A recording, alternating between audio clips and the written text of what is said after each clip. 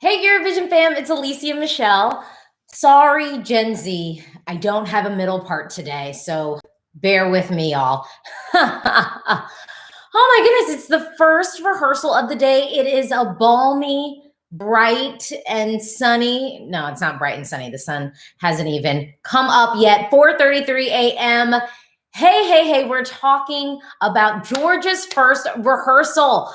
Okay, so let's talk about it. Let's talk about what we're actually seeing on the stage. Let me say, overall, it looks very pretty.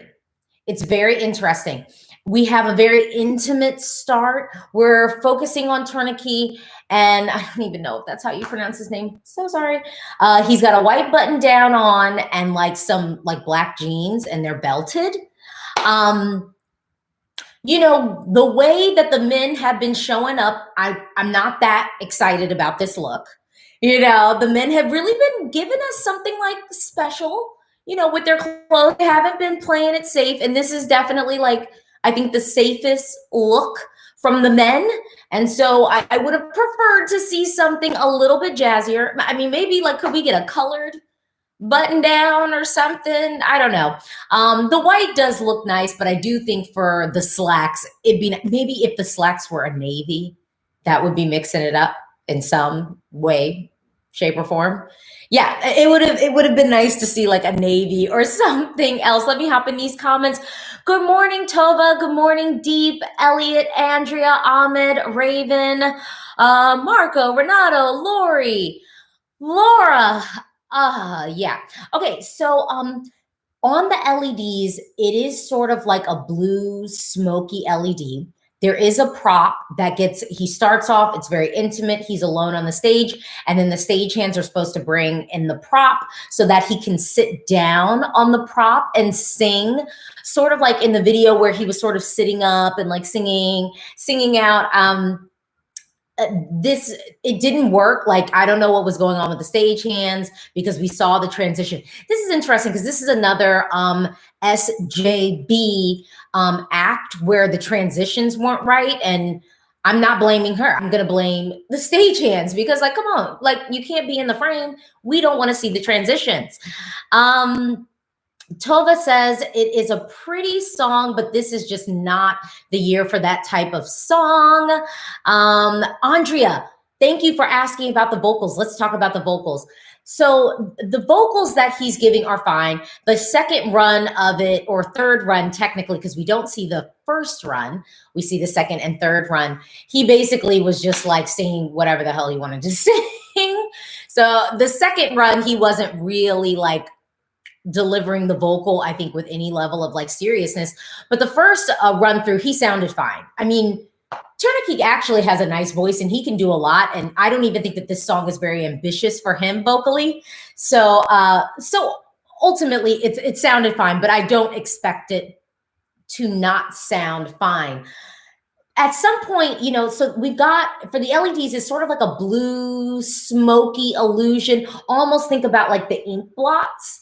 Like, I forgot what they're called, those tests that are like the ink blots. That's sort of what it looks like.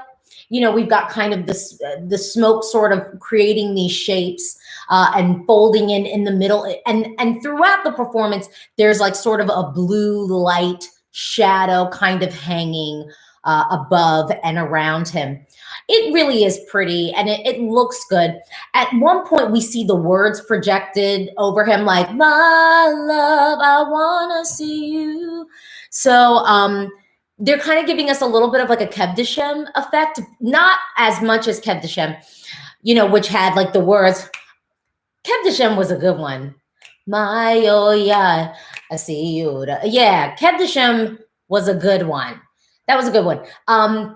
And I think maybe they are trying to go for this Kev Deshem quality, the song that doesn't feel like the booming, loud Eurovision song, but ends up being really touching. And I will say, actually, seeing it live, I appreciate it more. I always thought that this song was pretty, not Eurovision competitive, but pretty and sonically something that's just easy to listen to.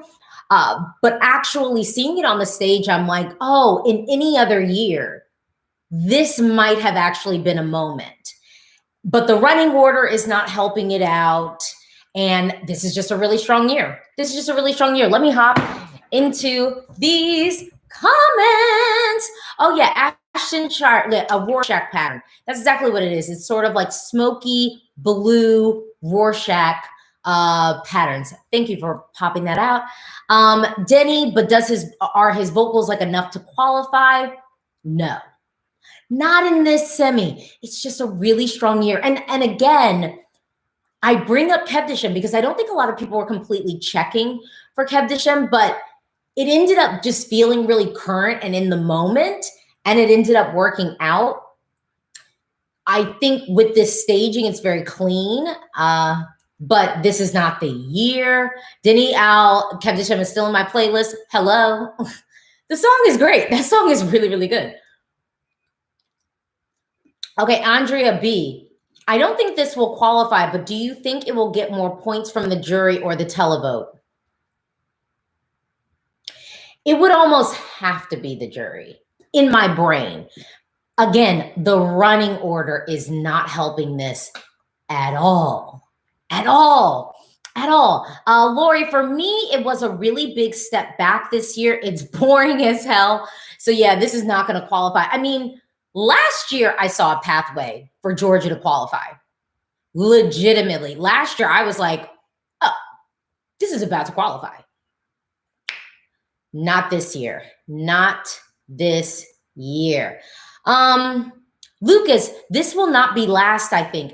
You know, I have this weird vibe that I don't think it's going to be last. I don't know why, but I think all along listening to it, I've been like, it's something about it sonically that doesn't quite feel last.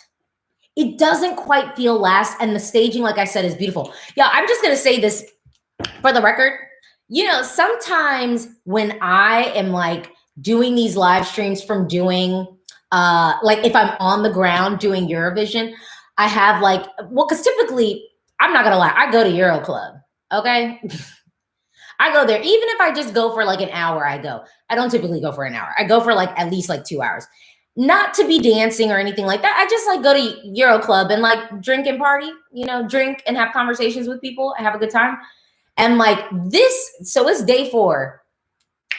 This, I would say, would be the most Euro Clubby I would feel, because I did not go to bed at my CET bedtime. I went to bed at like my Eastern Standard Time bedtime, and woo, I am surprised that I am here with you this morning on time. On time, with makeup on.